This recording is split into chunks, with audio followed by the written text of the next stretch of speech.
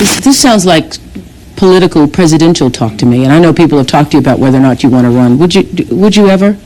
Probably not, but, you know, I just probably wouldn't do it, Oprah. I probably wouldn't, but I do get tired of seeing what's happening with this country, and if it got so bad, I would never want to rule it out totally.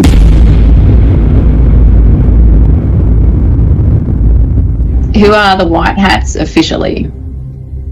Okay, this goes back to the Q movement kicked off shortly after Kennedy's death, JFK's death in '63, so it's been going for 60 years. The torch has been passed to a new generation of Americans. In your hands, my fellow citizens, more than mine, will rest the final success or failure of our course. For we are opposed around the world by a monolithic and ruthless conspiracy. Now the trumpet summons us again.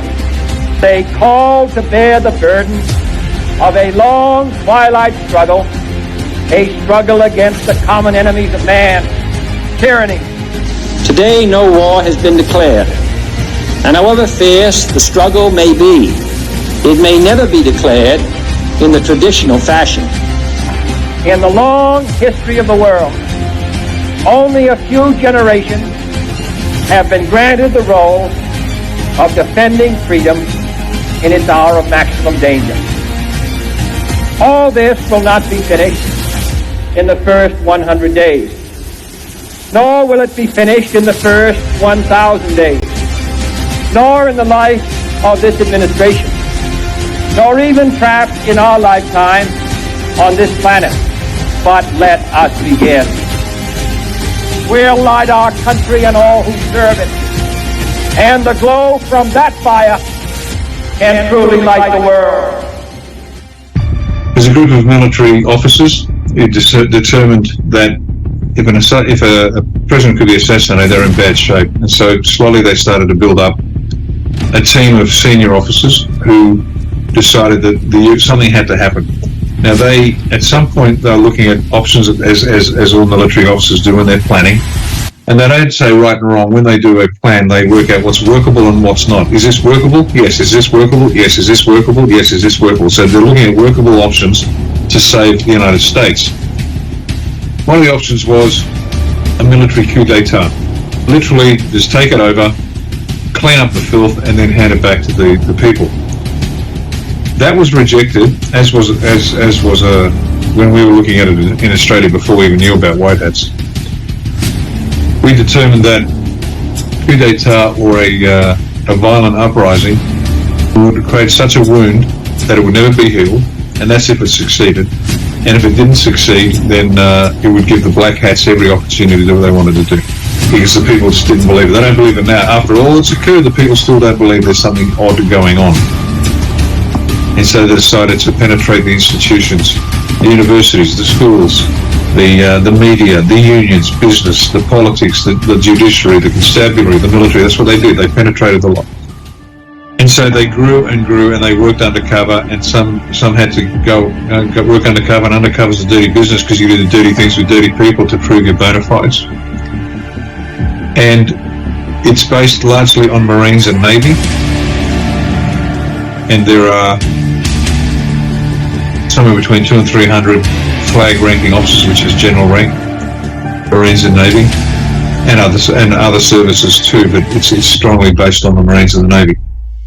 And they've been working behind the scenes to penetrate, understand, and then when the time came, begin to undermine the Black Hats, the deep state. So that's what it is. That's what Q is. We're putting together an army to take on this cultural Marxist and economic Marxist war that had been declared a long time ago. And this last counter-offensive started the year before Trump was elected. With this strategy, we are calling for a great reawakening of America. And when there's 200 or 300 generals and admirals, that doesn't mean 200 or 300 people. Each one of those people controls a large swathe of capability, if that makes sense. We have over 200 generals and admirals supporting us. And so that means you've got large amounts. And so it's taking time to select the right people that are trustworthy, because undercover work is hugely risky. And that's who it is. That's who's actually doing it. And these guys are just good soldiers that know what's right and what's wrong, what's lawful, what's not. And that's why they have pursued this in a completely lawful way. You can read the Law of War, and that's the rule they're following. And so they recruited Trump, the Q movement, the generals and admirals recruited Trump. You're going to become president, but you have to win it legitimately. We can't place you in there. You've got to win it. And once you win, here's the plan. And Trump had a look at it and he said, okay, let's go. In my former life, I was an insider. Now I'm being punished for leaving the special club. I knew this day would arrive. It's only a question of when. This is not simply another 4-year election. Nobody knows the system better than me. I have seen firsthand how the system is rigged against our citizens. This is a conspiracy against you, the American people. And so it's a delicate game they've been playing. So that's what's been going on. And we can say that because the people who don't want to believe it, don't want to believe it, and they never will, and that's fine. And the rest of us know this is the truth. And so I hope that answers your question. It's been a long, slow journey in the process. There are forces at play beyond your comprehension. They have this in hand, but you must still do what's required. You've got to step up when you've got to step up. You're going to do what you're going to do. It is incumbent upon each and every one of you watching this to understand that you must take a leading role. This is a struggle for the survival of our nation. Believe me. And this will be our last chance to save it. Join me in taking back our country. So this is real. Whether you want to believe it or not you, but if people want to believe it or not, that's fine. It doesn't really matter. It's moving ahead. And when they say nothing can stop what's coming, nothing can stop what's coming. The forces at play are beyond the Masonic filth's comprehension. What's coming, you'll either survive it or break you in half, and I mean that quite sincerely. So toughen up, princesses out there. I know that this is a challenging time for all Americans. We're enduring a great national trial, and we will prove that we can meet the moment. The biggest problem is from within. It's these sick, radical people. One of the important factors of the pause is that we see how bad they've done. Everybody sees that. It will be much easier for us to do what has to be done. When I get back into the Oval Office, we will totally obliterate the rest of the deep state. We're going into every alpha. We're going to CIA, the FBI, the DNI, the CIA, all of them. And we're going to release every single person that either traffic people or look the other way to traffic people. We're going to put it all out for the American people. All of it. Yeah, they have to understand something. We're going to hit you with a blowtorch. Okay? No more games.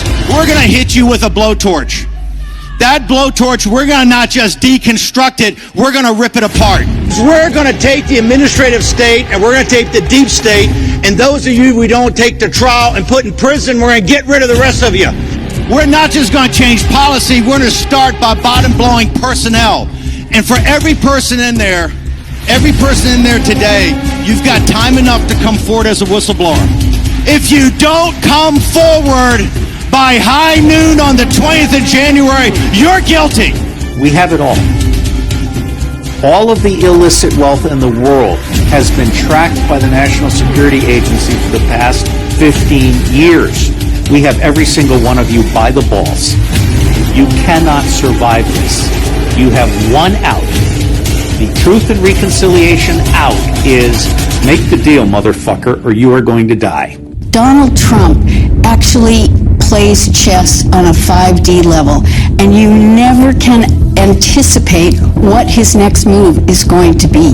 Dan Scavino, who handles his social media, keeps sending hints out to us. We get messages in circuitous ways. Trump's temperament is one of action. It's not, and it is no different than John F. Kennedy's in terms of telling us things optics, you better believe that he's very much a straight shooter in terms of actions that he's going to take or what he thinks needs to be done. Trump came out at this point announcing his candidacy because he knew and he wanted to test who's going to be against him. They said, oh, he suffered this incredible defeat. What we were working on was taking over school boards. We wanted to get Nancy Pelosi out. We wanted local councils. Yes, he had 23 out of 235 that didn't. They've made a huge, huge mistake with this one. Because even though we thought what was going to happen was they were going to go after him for treason or sedition, but they did criminally charge him, but they didn't go to that extreme. As a result, he has due process, so he can subpoena people. You could go to Wikipedia and find Operation Mockingbird, that the CIA has been in there forever. Then Obama repealed the 1948 Smith-Mundt Act, which then permitted propaganda to be in broadcasting. It no longer said that it had to be credible. And so when he came out and said fake news, he warned us at the end of his speech that it is going to be very hard. The establishment, the media, the globalists are all going to come after. They're going to try to intimidate, but he needed to smoke them out. I really want people to understand that they need to go to other sources because the media will not tell you about his successes. They will not tell you about anything that he does positively. Biden is the legitimate president, but he's the legitimate president of what is now the bankrupt U.S. corporation. And that was a treaty in 1871. Well, on September 12, 2018, Trump created an executive order.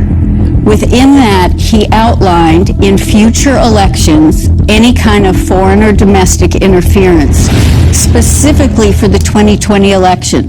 So we say, how did he know some of these things were going to happen? Think about Edward Snowden and all the information he had. Think about the fact that our military, our Department of Defense Space Force, if you think that they don't have the actual real results from the election, then you're fooling yourself. You know, I sit on a task force at the Department of Defense, and the thing is, they've got the goods. They've got the goods, and Trump knew that if he presented any of the goods early on, we'd have a civil war. That he really felt that the people needed to see how bad it could get. He didn't try to subvert anything. What he's really done is he's set up the deep state to come out, and that's why we're seeing all these things. They won't tell you about the devolution, that the continuity of government plan that he put in. The reason that his Mar-a-Lago was seized upon was that they really wanted to get the PEDS, the Presidential Emergency Act document, which is only what Trump knows and the military, that he had to put in place. Because before he left, he declared 2 national emergencies. And you know what? Biden hasn't reversed that. Biden has signed on to 3 of his executive orders to continue them going. So we have some very fascinating things that are going to come out. You know, they made fun of him because they assumed he broke protocol and walked in front of the Queen. No, if you go back and look at it, you will see he looked at her. She gave a wave with her hand. He proceeded. She took a couple of steps, he stopped, and he waited for her to join. That was an optic to tell us that he then was going to bankrupt the U.S. corporation because it was the Vatican, the Crown, and the U.S. that was part since 1871.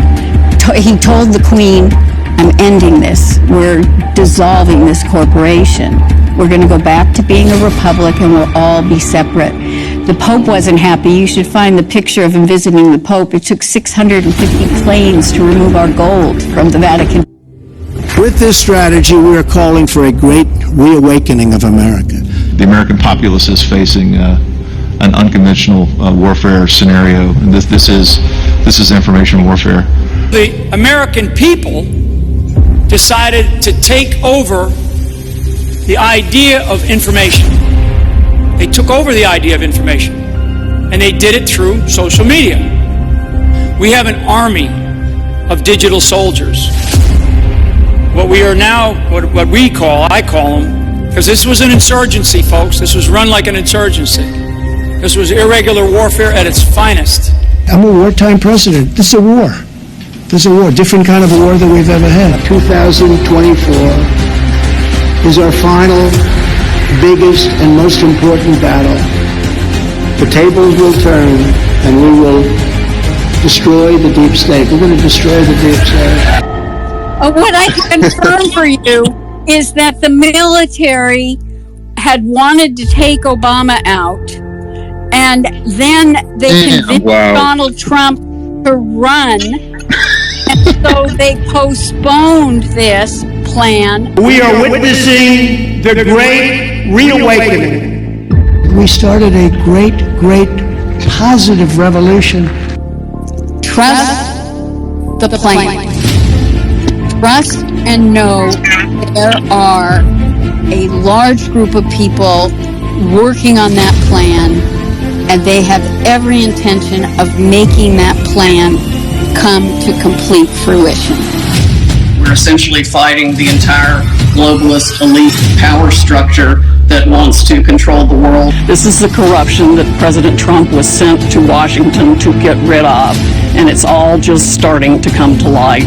In one of the first debates, Donald Trump had said in response to Jeb Bush that he had 200 generals behind him. And behind that are the troops of those generals. This is the final battle. With you at my side, we will demolish the deep state. What we're really seeing unfold is something that is to give us hope, but to also know that there are people who are fighting the evil on behalf of us, which is really, really important. Most important battle in our lives is taking place right now as we speak. For 7 years, you and I have been engaged in an epic struggle to rescue our country. My fellow Americans, for our movement, for our children, and for our beloved country. And I say this, despite all that's happened, the best is yet to come. We're going to complete the mission. We're going to see this battle through to ultimate victory. I'm not on the white hat or the black hat side. I am on the military side. I do get some information because of my security clearance that I only can repeat once I'm given an okay. We operate in silos, so it's only within my task force that we can share a lot of information. If you're president again, will you lock people up? The answer is you have no choice because they're doing it best. Guantanamo Bay, which by the way, we are keeping open. And we're going to load it up with some bad dudes, believe me, we're going to load it up. I've been told that, and it's the Navy that has the greatest credibility from the legal standpoint. The military is fully aware of the fact that it is going to be difficult to break through to some of the people, and in fact, with the concern to head off a civil war. What happened during our Civil War is we borrowed a lot of money from France. And the City of London, the bankers from England came to our rescue. But the deal was that the U.S., they would create a corporation between the Vatican, the City of London and the Crown, and the U.S. The U.S. would be the military, the finance would be the City of London, and the bank would be the Vatican Bank. And we were locked into that for 151 years. That meant the bankers were going to be in control of our lives. Basically, the cabal that you hear reference to. There are 12 families that really control the finances all around the globe. It is something that has been running the world. The cabal, the bankers have really been running things, and for Trump to go against them is, you want to talk about courage, you want to talk about a warrior, you want to talk about someone taking on the people that have been most powerful financially. Technically, we never really got free of the King of England or the Queen of England, even though the City of London is, in essence, a country unto itself. The Vatican is a country unto itself, and the District of Columbia is not part of the United States. D.C. was centered off and basically made their own entity with their own constitution. The U.S. Constitution does not apply to D.C. They don't have any representatives, and they operate on their own. When Trump was coming over to meet with the Queen, something big was going on, because if we think back, that entire trip that he made around the world, he started in Saudi Arabia, and only the king normally has a sword in the sword dance, but it was given to him. After he left, that particular king was now out. He was arrested with 200 other Saudi Arabian royals, all put in the Ritz-Carlton because Trump dropped off documentation about the child and human trafficking that was going on. Then he made a trip to Israel because he had to let them know and start the Abraham Accord thinking going along. I mean, that had been going on in the background. But then he went to the Vatican. And so when Trump came over in 2019 to meet with the Queen, that was Trump speaking in optics to let us know that he had now informed her that his plan was to file bankruptcy and to end the U.S. corporation. I think that once Trump comes back, we will definitely be cutting our ties with some of the established Nazi organizations. The World Economic Forum, that's the Davos crowd. That's the corporate world. That is the cabal. And as Klaus Schwab has said with his Young Leaders program, that he's got people in every government. Hillary Clinton never, or the Clinton campaign never expected Trump to get as many votes as he received. They were already cheating. When this country is gone, the rest of the world would follow. The rest of the world would follow. That's the importance of this country. I will shatter the deep state and restore government that is controlled by the people and for the people.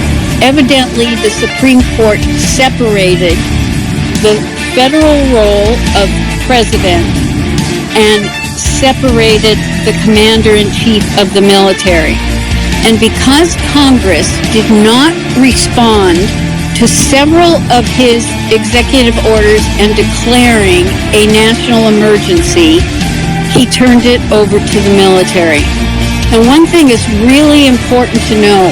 There are only about 7 people, and then you've got the generals in the military, but there are only 7 people who are not part of the military that really know what's going on. He transferred all communications from every division of the military to Space Force. Space Force is not about going to the moon or Mars or anything like that. It is about the cyber communication because, as he has said, he's a wartime president. We're at war. We're not at a kinetic war. Hopefully we won't be. But we are in an informational war. And that is what allowed him to file the national emergencies and turn things over to the military. If anyone listening is skeptical, great.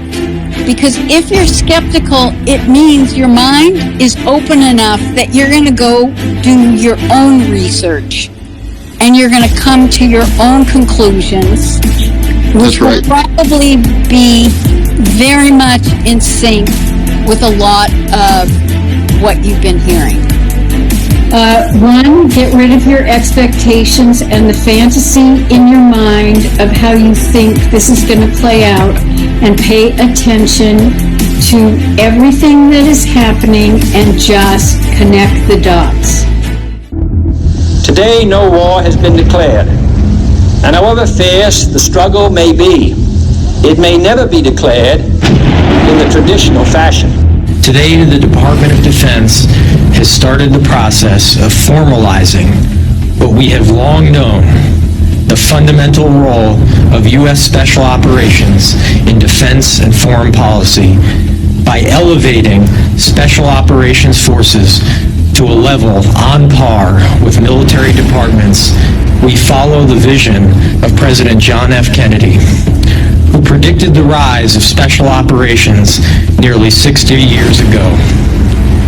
He foresaw, quote, another type of war, new in its intensity, ancient in its origin, that would require a whole new kind of strategy, a wholly different kind of force, forces which are too unconventional to be called conventional forces, which are growing in number and importance and significance. The global demands for Special Operations Forces, then and now, has confirmed President Kennedy's foresight. And now, under the leadership of President Trump, we are fully realizing President Kennedy's prescient view of Special Operations Forces. This persecution is being done by the same weaponized agencies that for 7 years have been running illegal psychological warfare campaigns against the American people, much as if they were trying to destabilize a foreign country. In the military, I started off my career as an air cavalry officer, flying helicopters, counter-reconnaissance, reconnaissance. Moved later into information warfare as an information operations officer, running psychological operations, computer network operations, deception, operation security, and electronic warfare, special electronic warfare. And I would tell you, as an unconventional warfare, information operations, information warfare specialist, the American populace is facing an unconventional warfare scenario. President Trump is the commander-in-chief. It's undoubtedly the case. And he has pulled together all the military under the U.S. Space Force. All members of the U.S. Space Force are called guardians, no matter if you're chief, master sergeant, or a cadet or a soldier, an officer. They are called guardians for a reason. We have over 200 generals and admirals supporting us now. We're going to switch over to paper ballots. It's all watermarked now. It's really incredible stuff what you can do with paper. Paper is actually high-tech. Watermark ballots in over 12 states have been part of a huge Trump and military white hat sting operation. And Biden crime family and ballot fraud co-conspirators, elected officials, bureaucrats, social media censorship mongers, fake stream media reporters, etc., are being arrested and detained for ballot fraud right now and over coming days, and will be living in barges off Gitmo to face military tribunals for sedition.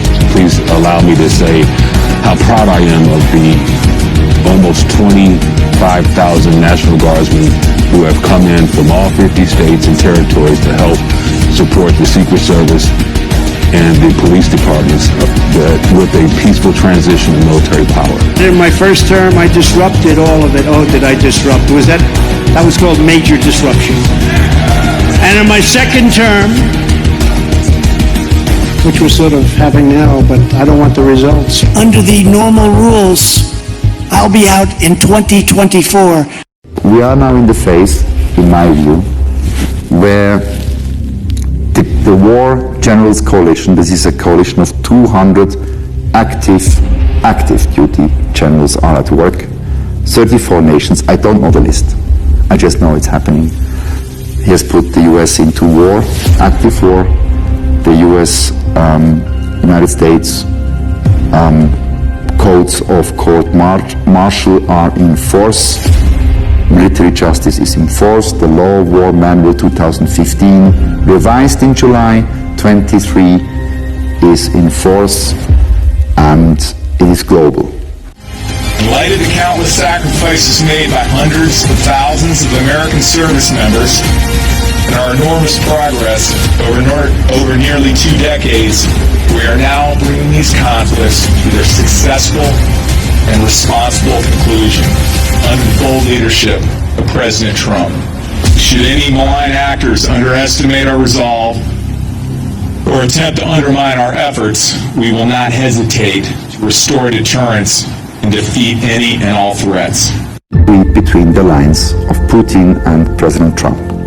President Putin gave a football to his colleague in a very good ambiance, by the way, the press was there. And he said, Mr. President, I give you this ball as a gift. The ball is now in your court. For those who didn't understand what that means, that was the signal to the cabal. From now on, President Trump and Commander-in-Chief and Putin, up to now and going forward, the 34 nations are doing their job to liberate humanity from oppression. I don't know what's going to happen tomorrow, but I know that justice is on the way, and it's beyond my control, or beyond our control. We are not in the military, and we're not supposed to know what happens tomorrow, because the four-star generals at war will certainly not make a press conference, and certainly not disclose what they're doing tomorrow. With this strategy, we are calling for a great reawakening of America. It was hardworking patriots like you who built this country, and it is hardworking patriots like you who are going to save our country. You and I have been in this battle side by side and together, and we've been taking on the entire corrupt system in Washington. We will fight for America like no one has ever fought before. 2024 is our final battle. I call on everybody to apply the light, because we're the guardians of humanity. It's us, our spirit, and our light obliterates the darkness. This is a crusade! This is a holy war against the deep state! In America, we don't worship government, we worship God.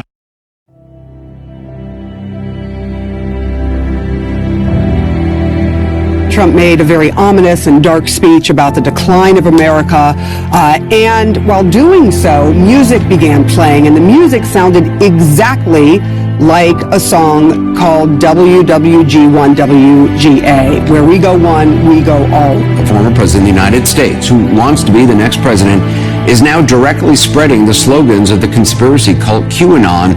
Trump has posted or reposted more than 100 messages linked to QAnon since the beginning of the year. The crux of the theory is this belief that you are secretly saving the world from this satanic cult of pedophiles and cannibals. Does that sound like something you are behind? Well, I haven't heard that, but is that supposed to be a bad thing or a good thing? I mean, if I can help save the world from problems, I'm willing to do it. I'm willing to put myself out there, and we are actually. QAnon. It is this theory that Democrats are a satanic pedophile ring and that you are the savior of that. Now, can you just once and for all state that that is completely not true and disavow QAnon in its entirety? I know nothing about QAnon. They are very strongly against pedophilia, and I agree with that. I mean, I do agree with that, and I agree with it. But there's not a satanic pedophile cult being run by. I know You nothing don't know about that? Okay. No, I don't know You that. just this neither week. do you know that. When this country is gone, the rest of the world would follow. The rest of the world would follow. That's the importance of this country. On January 29, 2018, an Anon asked Q if Trump could work the phrase tip-top into his State of the Union speech as a shout-out to Anons. Instead, Trump said it at the 2018 Easter egg roll with the white rabbit from Alice in Wonderland standing next to him. Keep this incredible house or building or whatever you want to call it, because there really is no name for it. It is special. And we keep it in tip-top shape. We call it sometimes tippy-top shape. And it's a great, great place. Q has used the phrase Alice in Wonderland in posts. Trump didn't just fulfill an Anon's request, he pointed at Q. An Anon requested a hashtag Obamagate tweet from Trump, and Trump posted Obamagate without the hashtag. On April 12, 2018, Q posted Twitter down. Exactly 1 year later on April 12, 2019, Twitter went down. The same day that Twitter went down, the NSA posted a picture of a Q on their Twitter page. This is important because Q has referred to the NSA in posts. On November 8, 2017, Trump posted a picture on Twitter with everyone giving a thumbs up. When an image is posted on Twitter, it's given a random file name when it's uploaded. If you connect the tips of the thumbs, it makes a Q, plus the file name for the image says do it Q at the beginning and ends with a Q. Q used plus signs to represent the puppet masters in a post. The House of Saud, the Rothschilds, and Soros. On November 6, 2017 at 5:07:57 seconds, Q posted, "Nothing is random, everything has meaning, plus plus plus." 7 minutes later Trump posted on Twitter and the tweet had plus plus plus at the end just like the Q post. 50 minutes later Trump tweets about Saudi Arabia. The plus plus plus in the Q post represented the House of Saud. On November 11, 2017, Q said that one side of the triangle had been removed, referring to Saudi Arabia, and that the other sides are falling. In the last few months, the Crown Prince, the now Crown Prince, Mohammed bin Salman, has consolidated power and pushed out several other leading candidates for the Saudi throne. The 32-year-old bin Salman has made public statements about not only fighting terrorism, but also modernizing Saudi Arabia and tackling corruption. And the Trump administration counts him as a valuable ally. Remarkable times in Saudi Arabia, the hugely influential Sunni Muslim kingdom. There's been an unprecedented anti-corruption purge with sweeping arrests of senior politicians and business leaders and members of the royal family. Among those princes, military officers, and top officials that were arrested in the last 24 hours, Prince Walid bin Talal. He's one of the world's richest men, a major investor in Citibank, Twitter, and the parent company of Fox News, 21st Century Fox.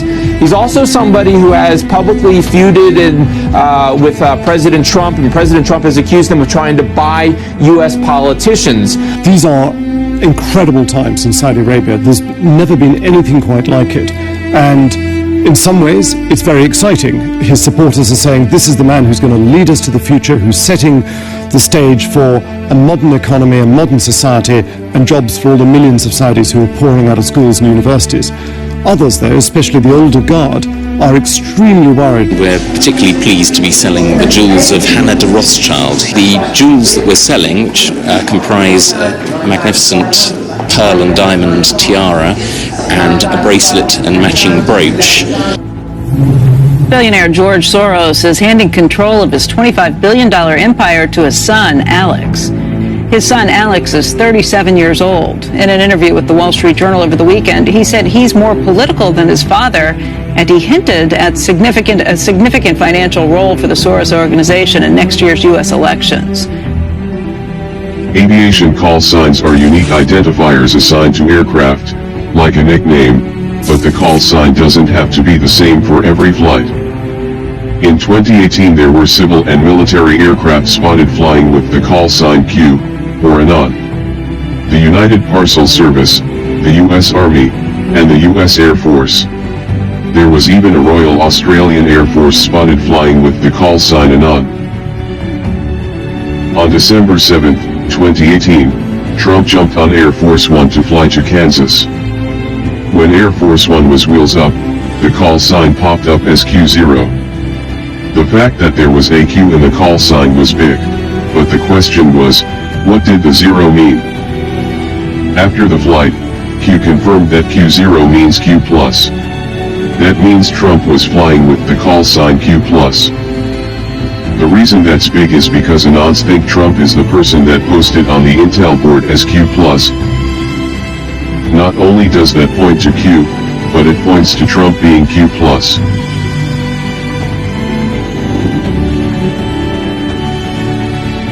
On October 2, 2018, Q posted 5347 by itself. On November 6, 2018, the U.S. Senate election results were 5347. Q called the Senate votes a month in advance. On January 13, 2018, Q posted checkmate, which is a victory in chess. In 2024, Trump posted a hashtag by itself. In chess the hashtag means checkmate. On October 5, 2018, Q posted, "The picture will be the signifier," and dropped the link to an account with the handle, QAnon Baby. They respect us. That's more important. Look at that beautiful baby. Look at that beautiful baby. Wow, what a baby. What a baby. That is a beautiful baby. That's like from an advertisement.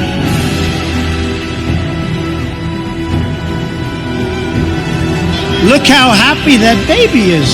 So beautiful. Thank you, darling. That's really nice. It's a great thing. Is that your husband? That's a great thing. Thank you. Congratulations, husband. Man. What a picture. Well, we're going to have the country all set. On July 17, 2019, Trump stopped in the middle of his speech to point out a baby, took a picture with his hands and said, "What a picture." When the camera pulled back, the baby had a big Q on their back. This happened on the 17th day of the month. Q is the 17th letter of the alphabet. On October 10, 2019, Trump posted a video on Twitter. At the 1 minute and 34-second mark, Q baby pops up. If you hold the 1, and add the 3 and 4, you get 17. The GOP hearing on the DOJ's investigation into the Clinton Foundation was set for December 5, 2018. Q started dropping D5 in posts like something big was going to happen. On November 30, 2018, George Bush Sr. died. His funeral date was set for December 5, 2018, and the GOP hearing was cancelled. On December 3, 2018, Q asked what the odds are that the Bush funeral would be on December 5th, and pointed us to the empirical rule. Then Q posted, "Postponed, well played Deep State, please allow us to counter." Q's promise to counter had Anons wondering if something was going to happen at the funeral. That's when the secret envelopes came into play. Cameras just happened to be in the perfect positions. After 1989, President Bush said, and it's a phrase that I often use myself, that we needed a new world order. Pick the people who run these agencies and the deputies that are pledging allegiance to the new world order and good governance. And then I think you have the Inspector General do some spot audits to make sure that there is real compliance. The burdens of global citizenship continue to bind us together. partnership and cooperation among nations is not a choice. It is the only way, the one way. Things like technological change, things like mass media, things like the market are all subject to our control. Since then, we established a liberal world order, and now is a time when things are shifting. There's going to be a new world order out there. Look, I think that everyone is going to have to take a hard look at where they want to be at this moment in history, as we're looking at efforts across the country to prevent people from being able to exercise their fundamental rights. The chair declares the joint session dissolved. Where's the concern for the United States in that? Well, that's not my concern. We have before us the opportunity to forge for ourselves and for future generations a new world order. When we are successful, and we will be, we have a real chance at this new world order. On December 11, 2017, Q posted, "Follow the wives." All the envelopes were delivered to the wives. And Anon asked Q what was in the envelopes. Q answered, "Our promise to counter." In 2020, Anon made a D5 connection, a declassified memorandum for the Director of National Intelligence, about the unmasking of General Flynn. The document's date is the 4th of May. 4 equals D, and May equals 5. Q replied, they thought it meant December 5th. On February 22, 2018, Q posted, "Fight, fight, fight." When Trump was shot, and had Secret Service covering him, not knowing if there were more shooters, he broke protocol to put his head and fist up to say, "Fight, fight, fight." If he was going to die, he wanted those to be his last words. Each of you enters service at a truly exciting time for our country. For we are witnessing the great reawakening. With this strategy, we are calling for a great reawakening of America. Now we are calling for a great reawakening of nations, for the revival of their spirits, their pride, their people, and their patriotism. On September 19, 2017, Trump called for a great reawakening of nations in his UN speech. On October 6, 2017, Trump said it was the calm before the storm, and on October 28, 2017, Q dropped the first post. You guys know what this represents? Well, I don't know if it's the calm before the storm. What's the storming? Could be the calm before the storm. What storm is We have the world's great military people in this room, I will tell you that. And we have great people. Thank you all for coming. Thank you. What storm, Mr. President? You'll find out. You guys know what this represents?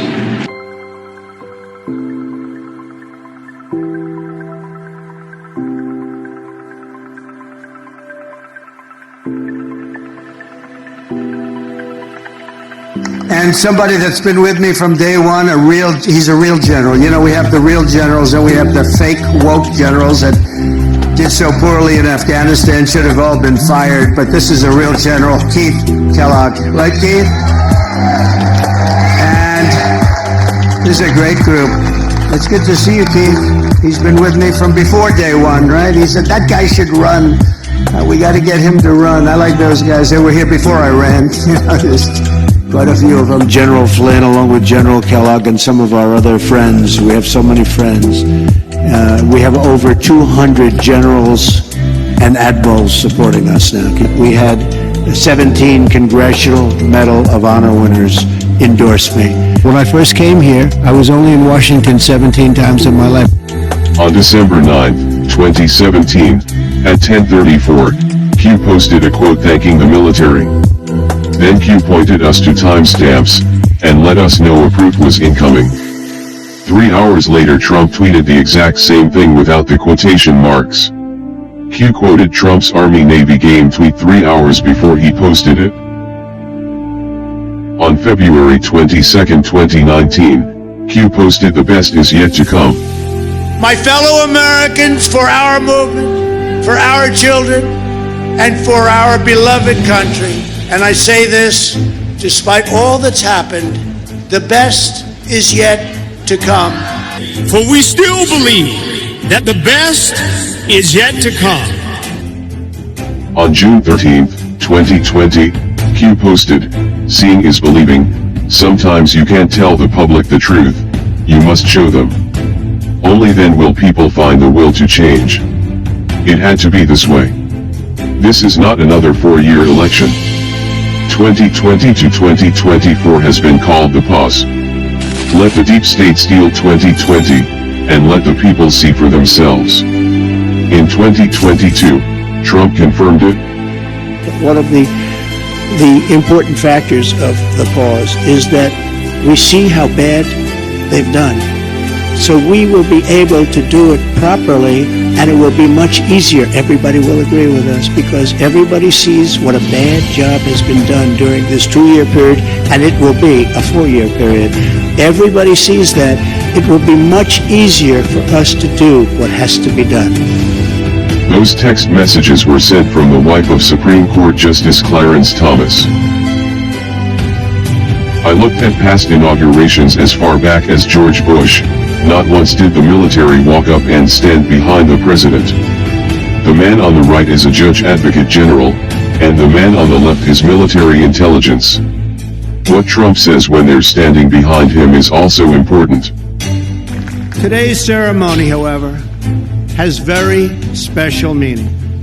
Because today, we are not merely transferring power from one administration to another, or from one party to another, but we are transferring power from Washington, D.C., and giving it back to you, the people. On November 1, 2017, Q posted, "The only way is the military, once 11.3 verifies as first marker." Some people assumed it was an arrest date, but they were way off. 11.3 is a section in the DoD Law of War Manual discussing belligerent occupation of a country. End of occupation and duration of Geneva Convention obligations. The status of belligerent occupation ends when the conditions for its application are no longer met. Certain Geneva Convention obligations with respect to occupied territory continue for the duration of the occupation after the general close of military operations. End of occupation. Belligerent occupation ceases when the conditions for its application are no longer met. In particular, as discussed below, the status of belligerent occupation ceases when the invader no longer factually governs the occupied territory or when a hostile relationship no longer exists between the state of the occupied territory and the occupying power. Belligerent occupation ends when the occupying power no longer has effectively placed the occupied territory under its control.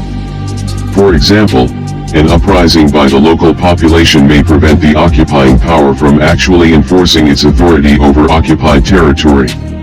Similarly, the occupying power's expulsion or complete withdrawal from the territory would also suffice because the former occupying power generally would not be able to control sufficiently the occupied territory. Rest in peace, Mr. President, JFK. Through your wisdom and strength, since your tragic death, patriots have planned, installed, and by the grace of God, activated the beam of light. We will forever remember your sacrifice. May you look down from above and continue to guide us as we ring the bell of freedom, and destroy those who wish to sacrifice our children, our way of life, and our world. We, the people.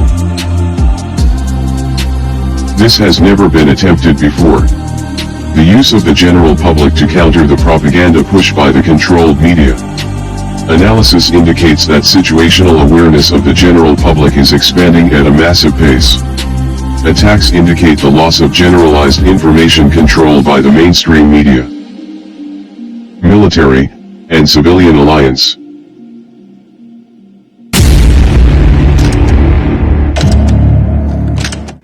Next one is, from a military perspective, why the White Hats fought the war the way they did. How do they get away with it, and how do they do it? Planning process we go through when we are solving large complex problems, and it's like pulling teeth without anesthetic. It's not fun. But at the end of that process, what falls out the bottom is a rational, workable plan. We the people have rightly experienced deep frustration and even fury at the apparent inaction by the White Hats. We helplessly watched our businesses and livelihoods being dismantled and our homes and possessions being stolen by unlawful government fiat, our freedoms being trampled under the tyrannical boots of the Black Hats and their truly treasonous political, judicial, military, constabulary and media minions, and our health and even our lives and the lives of our loved ones being decimated by psychopathic and mercenary medical profession. There are plenty of good reasons to be furious. We have seen that perhaps for the first time, the manner in which this war for the world was fought was not only the best way it could be fought, but also in reality the only way we could have won. But we must remember that the alternative was the unthinkable, the complete destruction of the human race. We the people should be grateful we survived. We only did so due to the sacrifices of life and limb of the White Hats, and also of the uncounted and uncountable men and women who comprise the digital army, who worked tirelessly and bravely to defeat our collective enemy. This was indeed their greatest hour. We, the world as well as the US, owe the Commander-in-Chief Donald J. Trump and the White Hats a debt we will never be able to repay, but one we will always remember. The Black Hats controlled every aspect of life on Earth, everything. The White Hats had nothing. There wasn't a stone on this planet that wasn't under their control. So how do you win against that when the adversary has everything and all you have is the will to survive, to fight? That's all you've got. So you start. The military planning is called the center of gravity, and you've got to understand this, the center of gravity. What is the center of gravity? Well, now it's 1960. The president's just been shot, and you are starting to put together a plan to understand how to take back the world. Now, this plan was so complex and difficult that they thought they were going to reach it with Ronald Reagan. So add a few years, add a few decades, and they're finally ready. Control of corporations, control the money supply, and then it starts to flow down. Now, the center of gravity will change as the operation advances. Once that's done, we've got a new center of gravity and a new center of gravity. Now, this is going to be hurtful for some, but the will of the people, where does that come on the list? When you think about the physical mechanics of it, where do they come? Stone, motherless, last. Now, I know that's hard to hear. This is the brutal mathematics of war. The center of gravity for them, or the bad guys, was the control of the corporations. What's the center of gravity for the White Hats? What's the one thing that the Black Hats got a hold of, the White Hats have no chance. The one thing the White Hats have to protect at all costs, even at the cost of people dying. Operation security.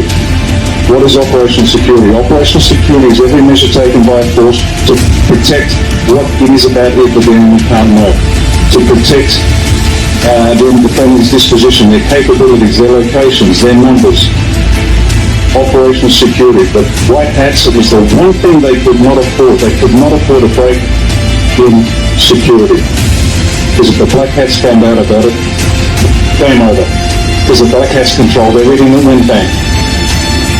Every military, every constabulary, every judiciary, every polity. You're done. You're finished. It's over. I'll tell you a story a few people know anything about. And one of the leaders was there sitting in the jungle with his troops. They heard the Indonesians in their home village killing their women and children. They heard them screaming. The Indonesians went in on purpose, intentionally, to attack the women and children so the men had come out. They had to stay where they were. Had they gone back, they'd have been wiped out. And how's that for a tough choice? This is the brutal mathematics of war, ladies and gentlemen. This has been a war from the start.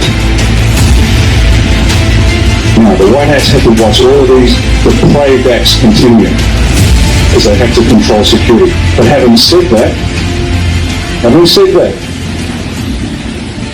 they had to give the people something, some hope. Does that make sense? Because what would have happened to the people if they had no hope? Just given up. Most people would have just given up. So what did they do? They had to leak information that they couldn't afford to leak out, but do it in such a way that the adversaries would laugh. It was a laughing stock. They would laugh at anybody. It was so nonsensical, so ridiculous, meaningless things. You're loons. And yet there was enough for a handful of people to get a hold of it and think, hang on a second, and then one by one, the truth started coming out. So it's just enough to keep people frustratingly hooked. And then they said it's going to happen on this date, but it never happened. It's going to happen on this date, and it never happened. But then somebody in New Zealand figured out they were based on paragraph numbers from a document called the Law of War. And people went back and now I get it. But bit by bit, they fed us breadcrumbs. And anybody that picked up that breadcrumb was ridiculed and lampooned. So they gave us enough, but they had to do it in such a way that nobody would believe it was true, including the Black Hats. And so we, the core, kept the faith. And bit by bit, we did. OPSEC, Operational Security, was their center of gravity. They were giving nothing out, regardless of what the Black Hats did to the people. Once again, this is war. This is brutal. Not everyone's built for this. But they did give us a few crumbs in the form of gift. Please, you must understand, and you will, in time, the war was fought the best way it could, and the only way we could have won. And if people get angry and they challenge you and say, but these people died, if you say, don't blame the White Hats. Why are you blaming the White Hats? Who did the killing? The Black Hats.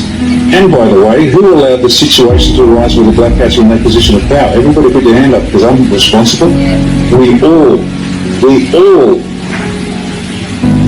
All of us, except maybe a couple that woke up about 40 years ago, have been screaming at the mirror, screaming at the mirror for 40, 50 years saying, wake up, you dumb bastards.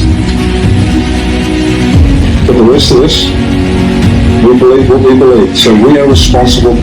When someone challenges you and said, why did the White Hat save my daughter? Be patient, be kind, and help them understand the Black Hats that killed them had the right, and we allowed it to happen. Thankfully, we have woken up and turned it around and be grateful to stop. And they are terrified because they have lost, they know it.